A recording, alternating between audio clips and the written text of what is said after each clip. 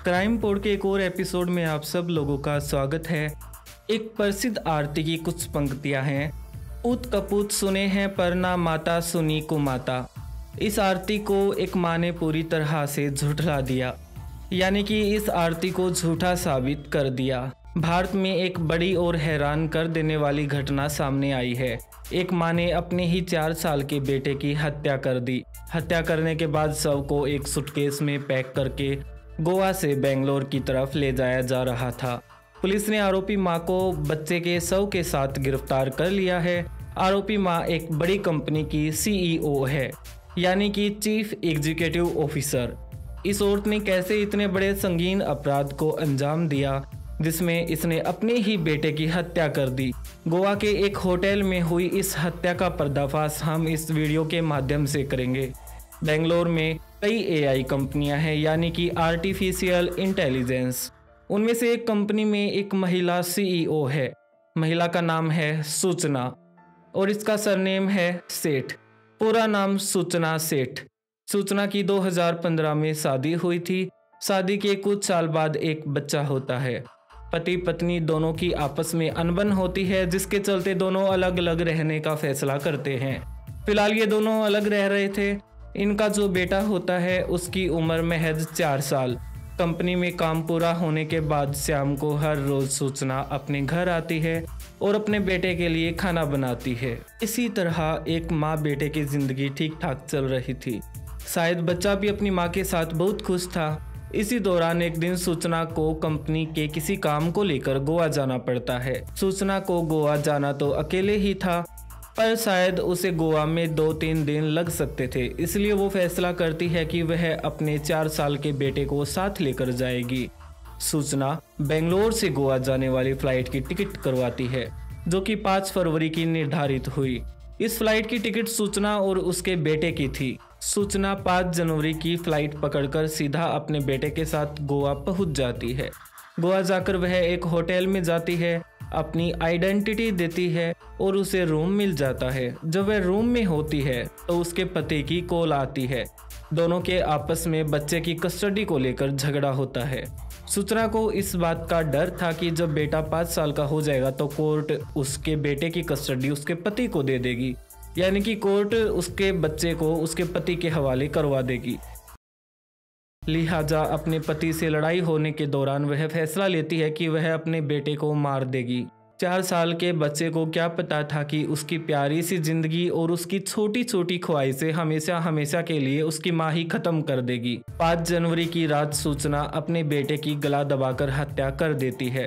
हत्या करने के बाद वह अपने बच्चे को सूटकेस में डालती है और सूटकेस बंद कर देती है। अब बच्चा सूटकेस के अंदर पैक। 6 जनवरी की सुबह होटल से वह चेकआउट करती है, यानी कि जो बिल था वो पे करती है और होटल स्टाफ को कहती है कि उसके लिए गोवा से बेंगलोर की टैक्सी बुक करवा दें। होटल वालों को थोड़ा अजीब लगता है, पर सूचना उनकी कस्टमर है। सूचना के कहे मुताबिक वो टैक्सी बुक कर देते हैं। थोड़ी देर बाद टैक्सी आ जाती है। टैक्सी ड्राइवर सूचना का बैग उठाकर कार में पीछे की साइड जो स्पेस होता है, जिसे हम सब अपनी भाषा में डिग्गी बोलते हैं, वहां रख देता है। सूचना कार में बैठती है। टैक्सी ड्राइवर और सूचना निकल पड़ते हैं बेंगलोर की तरफ। उनके निकलने के बाद होटल स्टाफ आपस में बातचीत करते हैं कि ये अपने बेटे के साथ आई थी और जाते टाइम ये अकेली थी। इस पर होटल स्टाफ को शक होता है। वो होटल में लगे सीसीटीवी को देखते हैं तो पाते हैं कि रूम में अपने बेटे के साथ वो गई थी, मगर बाहर नहीं आई। सीसीटीवी देखकर होटल स्टाफ के कुछ कर्मचारी कमरे की ओर भागते हैं कि बच्चा कमरे के अंदर ही रह गया है। जब कमरा खोलकर देखते हैं तो उन्हें कमरे में बच्चा नहीं मिलता। इस पर उन्हें हैरानी होती है कि बच्चा गया तो गया कहाँ। होटल के आसपास लगे सभी कैमरों को अच्छे से देखा जाता है, लेकिन बच्चे का कोई अता पता नहीं। होटल का जो स्टाफ है वह पुलिस को इन्फॉर्म करता है कि ऐसे ऐसे एक औरत अपने बच्चे के साथ होटल आई थी और जब वह गई तो उसके साथ उसका बच्चा नहीं था। हमने कैमरे में भी देखा पर उसका बच्चा उसके साथ नहीं था। होटल स्टाफ के कुछ कर्मचारी पुलिस को इन्फॉर्म करते हैं। खबर मिलते ही पुलिस आनन फानन में होटल पहुंचती है। कैमरा को देखती है, जिसमें पुलिस को भी दिखाई देता है कि यह औरत बच्चे के साथ होटल आई, मगर जाते समय इसके साथ बच्चा नहीं था। यहाँ पुलिस के सामने एक बड़ा सवाल खड़ा हो गया था कि आखिर बच्चा गया तो गया कहाँ। करीब 1 घंटा तक पुलिस इन्वेस्टिगेशन करती है होटल के अंदर ही। फिर पुलिस अंदाजा लगाती है कि हो सकता है बच्चा उस औरत की सूटकेस में बंद हो। जब तक पुलिस ने यह अंदाजा लगाया तब तक करीब 1 घंटा बीत चुका था। पुलिस टैक्सी ड्राइवर का नंबर तलाशती है। जिस कंपनी में टैक्सी ड्राइवर काम कर रहा होता है वहां से टैक्सी ड्राइवर का फ़ोन नंबर मिलता है। पुलिस टैक्सी ड्राइवर को फ़ोन करती है और कहती है कि तुम जहां पर भी हो, तुम्हारे आसपास जो भी पुलिस स्टेशन आए तुम उसके अंदर सीधी गाड़ी घुसा देना।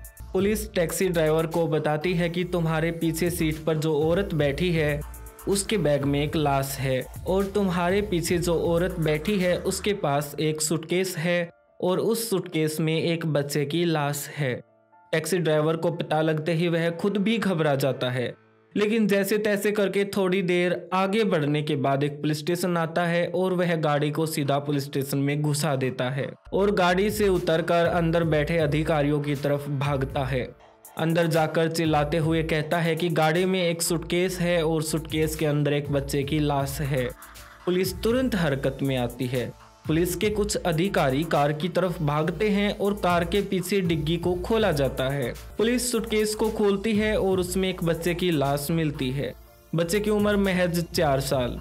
कार में बैठी औरत को तुरंत पुलिस हिरासत में ले लेती है। इस मामले में पुलिस फिलहाल आरोपी मां सूचना से पूछताछ कर रही है।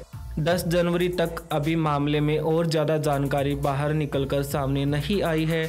इस मामले पर हम आपको ज़्यादा कुछ तो नहीं बता पाएंगे, यूट्यूब की कुछ गाइडलाइंस के खिलाफ होगा, पर ऐसे मामले बहुत कम देखने को मिलते हैं। एक माँ ही अपने बेटे की हत्या कर दे। इस माँ ने कई कवियों की कविताएं और कई आरतियों में यूज हुई कई लाइनों को झुठला दिया है। समाज के ऊपर इस घटना का बहुत बड़ा असर पड़ने वाला है। एक पति, एक दादा दादी या परिवार के और लोग अपने बच्चे को किससे बचाए? एक माँ से। हमें उम्मीद है हमारे देश में आगे कभी ऐसा जुर्म ना हो। आज की कहानी में इतना ही। क्राइम पोड को लगातार प्यार देते रहने के लिए धन्यवाद। जल्द ही मिलते हैं एक न्यू केस के साथ। बाय।